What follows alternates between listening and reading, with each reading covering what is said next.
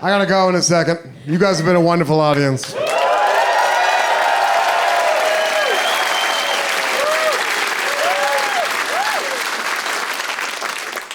Before I go, I need to tell you a story about the most embarrassing moment of my life. I was on tour with my podcast, which is a sentence I sometimes think about saying to someone who fought in World War II.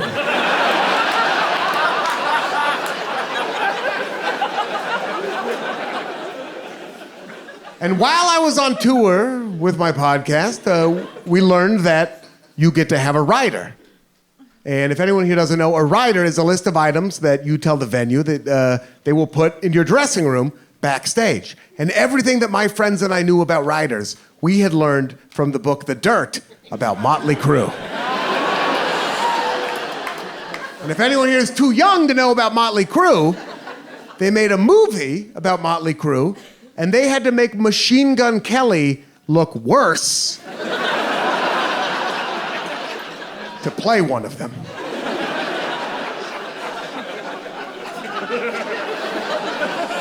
And so we filled that rider with every booze we could think of. It was like whiskey, vodka, tequila, beer, deli platter, beer, rum. And we drank that booze before every show like it was rude not to, right? We got hammered everywhere. And this particular evening, we were in Washington, D.C. And my friend who I do the podcast with had a couple of friends who lived in Washington, D.C. They were two young ladies. And before I go any further, I need to reiterate, I was not married at this time. I didn't even know my wife. But they were two young ladies, and they came to the show, and they were hanging out with us. They worked at a museum. They were getting their doctorates in history. They were amazing. And we were sitting in the green room, and I was talking to one of them, and we were really hitting it off. It was great. I was like, oh, man, this is so nice. You know, you're out on the road. You never know who you're going to meet. And I feel like I'm really connecting with this person. This is wonderful, you know? And she was so smart. She was like quoting all these facts about history, like the Bronze Age started in Mesopotamia in the year 3000, right? And I'm not smart, but I can hang in there. I'm like Jeopardy smart, right? So I was like, interesting. Montpelier is the capital of Vermont. And go on. And we were really connecting. It was very exciting, and it was just nice. And then we went and did the show, and we knocked it out of the park, right? We had a great show. And then those girls, they met us backstage afterwards, and they were like, let's hit the town. And we were like, let's hit the town. So we hit the town, and we went from bar to bar to bar to chicken restaurant that sold alcohol. And at that chicken restaurant that sold alcohol, these two women informed us that they had had a lovely evening, but they were going to head home. And to be honest, I was a little disappointed, right? Because I was like, oh man, where was this going to go? But at the same time, if somebody doesn't want to have sex with me, nobody understands more than I do. In fact, anytime someone does want to have sex with me, I would describe myself as pleasantly surprised, all right? It's the same feeling as when I find someone else's dessert in my Postmates bag, where I'm like, oh, okay. I'm not gonna send it back.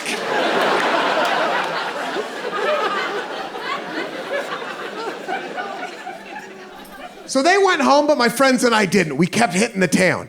And then our evening ended because we went to a bar and ordered 15 Jaeger bombs, and I got us kicked out before we could drink them because I frisbeed a pizza box at a moving car.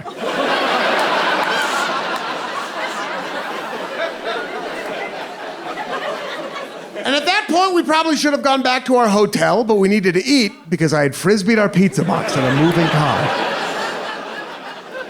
So instead, we went to a 24-hour Chinese food restaurant. You know the kind. Like they don't exist during the day, right? Like, it's like a Narnia that you can only summon by making decisions that would upset your doctor. It's the kind of restaurant, and I mean this as a compliment, they make food designed to be barfed up 2 hours later. Like the Navy SEALs of food, it goes in, does the job, and then gets out, Like they sell orange chicken, tacos, and socks, and like they're all kind of good. They're fine. So we went there, we got our food, we went back to the hotel. We ate it, we went to sleep. And woke up the next morning, 11. And I realized that my phone had died the night before. So we went down to breakfast and I plugged my phone in while we were at breakfast and my phone turned on. And when it turned on, I saw that I'd missed a text message from the museum woman from the night before. And I'm going to read it to you right now. It says, "Hey Ian, it was so great meeting you last night.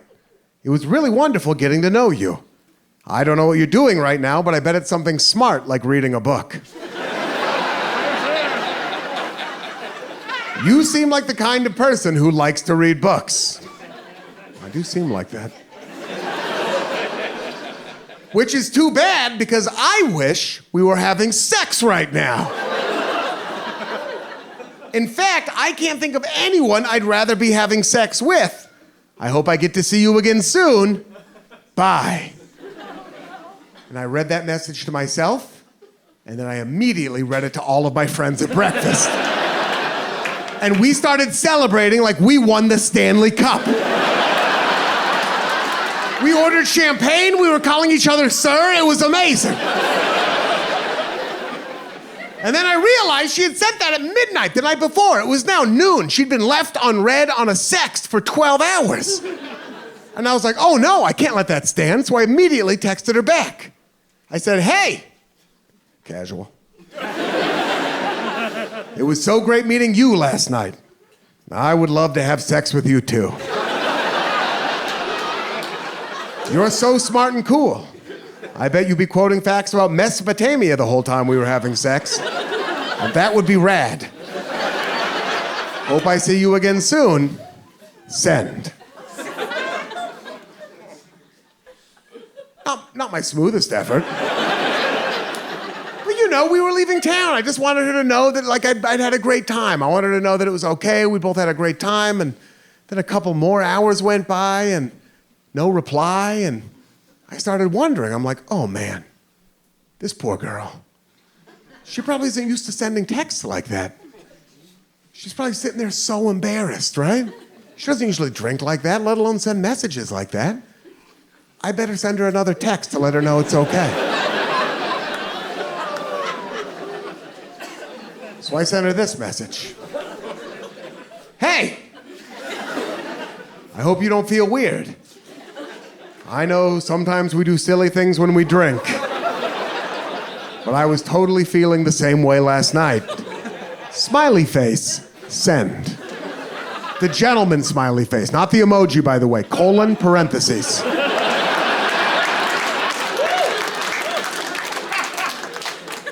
And a couple more hours go by and still there is no reply.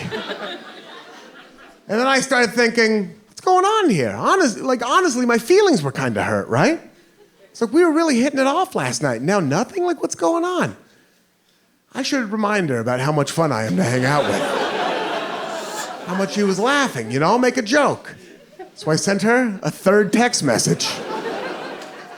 And it said, oh, ha ha, I get it. I made you wait 12 hours for a reply. Now you're making me wait 12 hours for a reply. Honestly, I respect it. Winky face, send.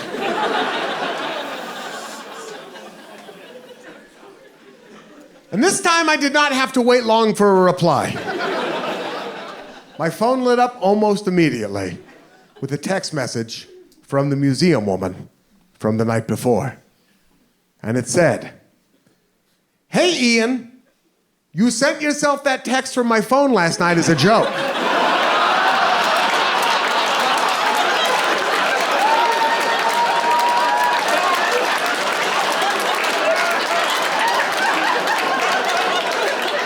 You said it would be the funniest way for us to exchange numbers. And I kept telling you you were too drunk to remember. But all you said was, no, I'll remember. Just to be clear, I'm not interested in you romantically or otherwise. What does or otherwise mean? the bakery? What are we talking about here? And I knew in that moment I stood at a crossroads. Either I could tell no one that story for the rest of my life and take it with me to my cold, cold grave. Or I could tell everyone that story. Everyone I meet for the rest of my life. And that is the path I have chosen.